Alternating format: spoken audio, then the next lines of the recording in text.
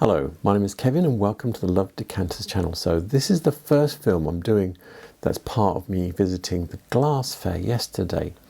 And since I got back from the glass fair, I have been reading this book here, The Golden Age of English Glass, 1650 to 1775 by Dwight Lanmon. Yes, make sure I got that right, so I was reading it. Now, Dwight here, he worked at the Corning Glass Museum. He's a museum guy, worked at museums for a long time. So, yeah, he really knows his stuff. He probably had access to every bit of reference material going. And so, what about this book then? Yes, so I've started reading it, and I'm probably going to read all of it because it's not a book. It's not like L.M. Bickerton's where you can have every kind of old 18th century glass in there. It's not that, okay? It's got pictures of glass. You only have to look at the end and you can see, oh, some of the pages. I've just dropped something. Some of the pages, I've got something on them. Anyway, there are some pictures and they're very good quality pictures, but it's like examples of specific things, okay? It's not like trying to show you everything. And yeah, I mean, this is about the same thickness as L.M. Bickerton, but there's, fewer, it's like single big pictures and then a lot of writing to go with each piece to show you the provenance and detail of those items. But also there's some things in this book I like a lot. So I've been reading from the beginning and yeah, some of the stories about, where lead glass came from and all that kind of stuff is not quite as I imagined it to be. Everybody says George Ravenscroft invented lead glass. No, he didn't. No, he didn't. One, it had been around in different places already, but not exactly in the same way, not used for the same stuff. And then George Ravenscroft, I imagined in my head that he was some sort of alchemist, playing with different chemicals and making glass. That's what was in my head. He financed it. He had bods come in, yeah. And it mentions a bunch of different guys that came in and worked for him and came and left at different times, and the book's trying to track them at different times and stuff. Yeah, so he had people that came and did it for him. And there were books about making glass that were being translated into English and Italian and all sorts of things. And bits of information from that probably went into working out how to make the lead glass that was sort of like started coming out in the 1670s and 80s and stuff. So yeah, so lead glass was not quite invented the way I thought it was. Interesting. So which means I'm going to plow on with this book because I'm sure there's more revelations. The other thing that's nice in this book is there's quite a few. So in my other books, they've got bits of catalogues from various glass makers of the period. Well, not catalogues, adverts, because they didn't really do catalogues as such. They might have had factory drawings, but they were doing these adverts with pictures on. So there's quite a few of those in here, and those are nice to see because some of them are dated quite nicely. There's also quite a few paintings in there with crusty old men holding their glasses. I'm going to show you some of these pages. Sorry, Dwight. I want to encourage people to buy this. If you're interested in old glass, buy this book, yeah, because it changes your thoughts about where it came from and how it was made and all that kind of stuff. So yeah, very interesting. But also, yeah, the bits of glass in here that you can see are very provenance. So I've always said that like books are an opinion, okay? Quite often you don't know where the opinion on. When you look at a piece of glass in a book and it says it's blah blah blah blah blah, you don't know where the opinion that's stating where that is from. So theoretically it should be all good, but I know from books I've got that it's not always right, because I can see catalogues, and probably catalogues that the author of those books didn't have access to, but age of the internet has changed everything. More research. This guy has done his research quite heavily. So yeah, he's delved to the bottom of the stack to pull this information together. So this book is probably not very opinionated, I reckon. There's quite a lot of fact in it. So yeah, it's a very good book from that point of view. Trustworthy, I would say. But it is for people that like old glass, because it ends at 1775. Now, I don't even have that much glass from that period. Most of mine is post that, but it's still... I like to see how the ebb and flow of all these things happened, and this is giving me some of that. And, you know, how can I put this? So, I'll tell you something. I'm a dyslexic person. I don't see things in lists. I see things in kind of like a 3D, how everything fits together. Yeah, and I love to see that. When I see those things coming together, I said, in my head, I thought of George Ravencroft as some crusty old alchemist doing himself. But no, he's the finance guy. He's the guy sitting above, and he's got his bonds, and they're reading the books going, we can play around with this and do some different things and try it out. I think that's what's going on. So, yeah, it changes your view entirely of how lead glass was invented, or at least the stuff that we see today that's sitting on our dining room table. So, yeah, it's a good book for that.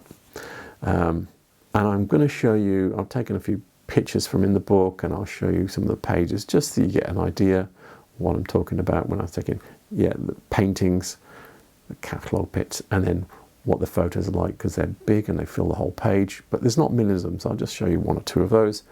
I dropped something I was going to show you. It also has some pages from a book that I partially have.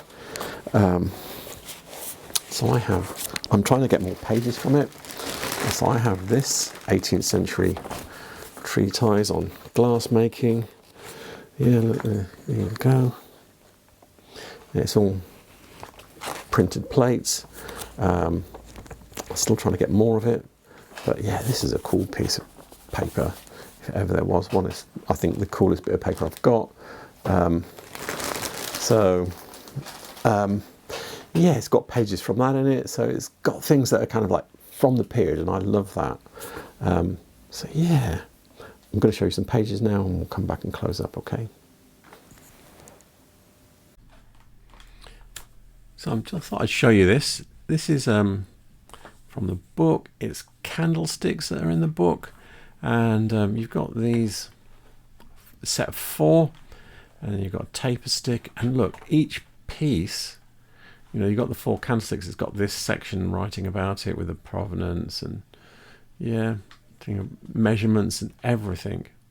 And then you've got like the taper stick. It's got its own little writing about it, and some extra bits about it in here, telling you what book it's been in as well. So yeah, it's you know, this level of detail per the item, so you get really like a page and of a picture, and then a blurb that's another page to go with that picture. So yeah, I'm only going to show you this picture because you've got to go out and buy the book, you know, but I'll show you some of the other pictures that I like now.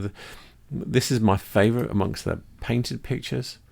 There's quite a few of them with these old guys with the wigs on. Well, they're not old. These guys don't look that old. But yeah, look at them all. This guy holding the glass above this guy's head, and he's got his wig on. He hasn't. The reason they got wigs on is because they shaved their hair, because you don't want to get lice. So it was fashion, but there was a method in this madness. And but yeah, you've got on the table, I think, either that is a blue decanter, and it might be, or it's just a wine bottle, but it looks like it's got a glass stopper, so it might be a decanter. And then they've got these inverted baluster wine glasses, although this one looks bigger than these ones.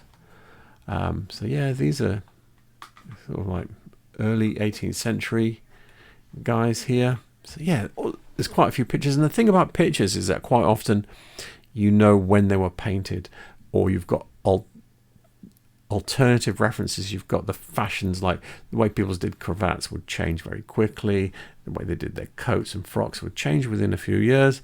So you can normally with paintings, you've got all this other background. So even if you don't have an exact date for it, you've got lots of extras to give you pinpoint a date for when it was painted.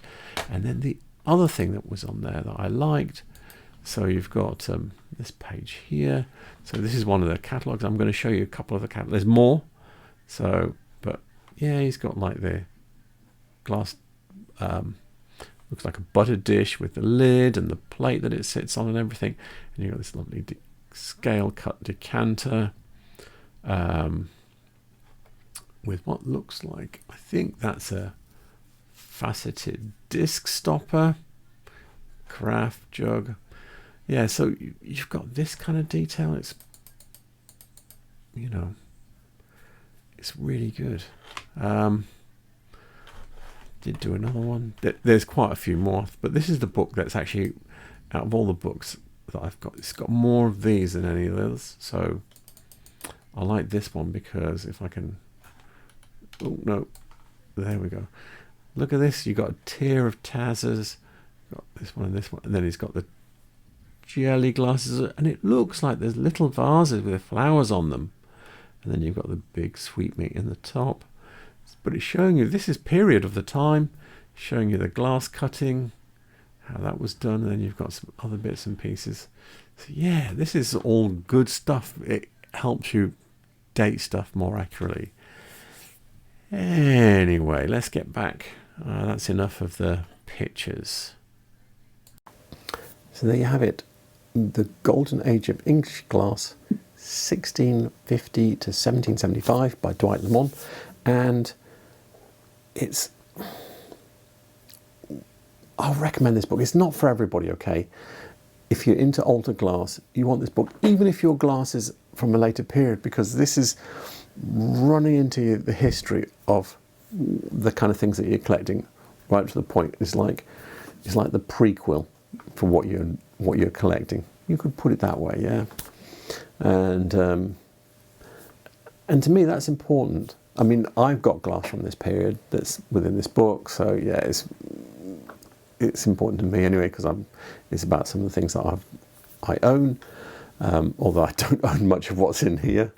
But yeah, I think it's giving me in-depth view, and a lot of books that I read, well, books that I buy, older books especially, they're cutting and pasting, kind of, because they didn't have cut and paste when they were written, but they were kind of cutting and pasting what people had previously written. And this is not that. This is original research pulling this book together. And yeah, I really like that. It's a step above. Yeah. So I'm going to read this cover to cover. I haven't, I've got about 40 pages in so far, but I ain't going to stop. And yeah, and that's not what I normally do. But anyway, so with that said, all the details of the book will be in the description below. Please remember to like and subscribe because it helps my channel. And thank you for watching and have a good night. Good night.